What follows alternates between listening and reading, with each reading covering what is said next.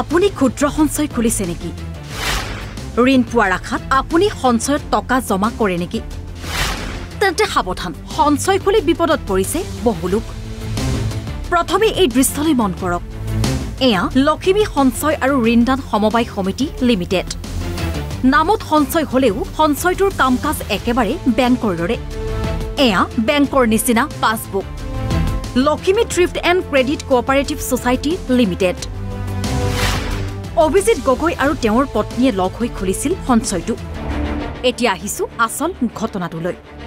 এই যে কান্দি থকা মহিলাগৰাকীলৈ চাওকচোন।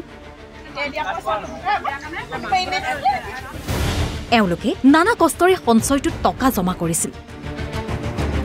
মেচুৰিটি হোৱাৰ পাছত তেওঁলোকে লাভ কৰা নাই নিজৰ জমা ধন। সঞ্চয়ত টকা জমা থোৱা লোকসকলে টকা বিচাৰি আহিছে যদিও তেওঁলোক বিমুখ হৈছে। কাৰণ সঞ্চয়ৰ তলা লগাই পলাইছে সঞ্চয়ৰ মালিক, বন্ধ ৰাখিছে মোবাইলো। লাখে লাখে টকা আত্মসাত কৰি এতিয়া দুই স্বামী স্ত্ৰীয়ে আত্মগোপন কৰাৰ অভিযোগ উঠিছে। আমি ডেইলি একাউণ্টত পইচা থৈছিলো, দিনে 50 টকাকে থৈছিলো। এতিয়া জানুৱাৰী 5 তাৰিখে দি শেষ হ'ল আৰু আকৌ ছেভিং একাউণ্ট খুলিব লাগে বুলি ক'লে তাত দিলো আমি 200 টকা। তাৰপিছত এতিয়া ফেব্ৰুৱাৰী 5 তাৰিখে মিচিউৰিটি হ'ব লাগে, এতিয়া পইচা নাই পোৱা। অহা যোৱা মই আহিবলৈ বিচাৰো, সিহঁতি নালাগে বুলি কয়। আহিছো আৰু এতিয়া বেংক তলা কৰিলে, তলা দি দিলে। মালিকনী চিম্পী মাউত আৰু এয়া ফুকন নগৰ এজেণ্ট হয়, চিম্পী মাউত এজেণ্ট। তাৰপিছত এতিয়া আমি ফুকন নগৰ আহিছো, পলাইলে এতিয়া পোৱা নাই। ইয়াত মোৰ এই আমলাপতিত এটা বেংক প্ৰতিষ্ঠান আছিলে, তাত কি আপোনাৰ জিতা গগৈ আৰু অভিজিৎ গগৈ বুলি দুজন গৈ পেলাই তাত এটা প্ৰতিষ্ঠান আছে আমাৰ বেংক হয় বুলি কৈছিলে। বেংকৰ লগত ট্ৰাইব আছে। আমি লখিমী গাঁৱলীয়া বেংক বুলি কৈছিলে প্ৰথমে, পিছত গম পাইছো এইটো ছ'চাইটিৰ আণ্ডাৰতহে কিবা আছিলে। তাৰপিছতে মোৰ তাত এটা একাউণ্ট খুলিছিলো, ডেইলি একাউণ্ট 1000 টকাকৈ দিছিলো, 1000 টকাকৈ দিছিলো। কিন্তু এতিয়া তেওঁলোকে মোৰ পইচা প্ৰায় তাত ছেভিং একাউণ্ট ছেভিং 16,000 ধৰি মোৰ 2,02,000 টকা আছিল। কিন্তু তেওঁলোকে এতিয়া পইচাটো দিব বিচৰা নাই আৰু তেওঁলোকে এতিয়া বৰ্তমান চুইচ অফ কৰি পলাতক অৱস্থাত আছে। আমাক ডেইলি একাউণ্ট খুলিছিলো তাত, আৰু তাৰপিছতে তেওঁলোকৰ ওচৰত মই এটা লোন ল'ম বুলিও দিছিলো, এই এপ্লিকেশ্যন কৰিছিলো। তেতিয়া তেওঁলোকে ক'লে লোন ল'ব পাৰিব বুলি।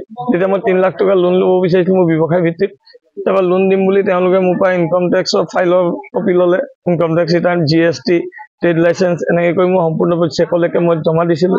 দিয়াৰ পিছত তেওঁলোকে লোনটো দিম কৰি পেলাই দিব পৰা নাই। তেতিয়া মই ক'লো যে আপোনালোকে এনেকৈ যে এটা লোন দিব সময়ত ইমান দৌৰাই থাকে, তো আমাৰতো অসুবিধাৰ সন্মুখীন হৈছো। আমি ব্যৱসায় কৰা মানুহ ইমান সময় দি থাকিব নোৱাৰো, আপুনি আমাক সোনকালে কৰি দিয়ক। তেতিয়া তেওঁ বহুত জোৰ দিয়া দেখি এবাৰ 25,000 আকৌ গৈ পেলাই এবাৰ 25,000কে মোক দিলে।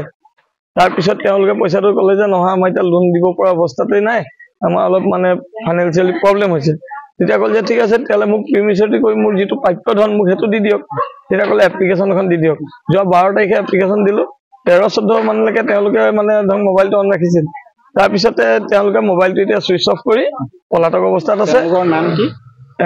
বাইদেউগৰাকীৰ নাম জিতা গগৈ আৰু তেওঁৰ হাজবেণ্ডৰ নাম হৈ গ'ল আপোনাৰ অভিজিৎ গগৈ। তাৰপিছত আজি আমি তেওঁলোকক বিচাৰি তেওঁলোকে কৰিছিলে মুখ্য কাম। তেওঁলোকৰ ঘৰ হৈছে আপোনাৰ ফুকন নগৰ প্ৰফুল্ল কোঁৱৰ। আজি তেওঁলোকৰ ঘৰলৈ অহা হৈছিলে, তেওঁলোকক আহি বিচৰা হৈছিলে যে কথাটো কেনেকে কি সমাধান পাম। তেতিয়া তেওঁলোক ইয়াত দেখিছো পলাতক অৱস্থাত আছে, চুইচ অফ কৰি থৈছে আৰু ঘৰত নাই তেখেত। এতিয়া প্ৰশ্ন হয়, ভুৱা বিত্তীয় প্ৰতিষ্ঠানৰ বিৰুদ্ধে চৰকাৰে কঠোৰ নিয়ম কৰাৰ পিছতো কেনেকৈ ভুৱা বিত্তীয় প্ৰতিষ্ঠানে গ্ৰাহকক ঠগিবলৈ সক্ষম হয়? সাধাৰণ ৰাইজে কিয় বাৰে বাৰে ভুৱা বিত্তীয় প্ৰতিষ্ঠানৰ জালত পৰে? ভুল কাৰ, ৰাইজৰ নে ভুৱা বিত্তীয় প্ৰতিষ্ঠানৰ? উত্তৰ আপোনালৈ এৰিলো। শিৱসাগৰৰ পৰা ইৰছাদ উল্লাহ, অসম লাইভ 24।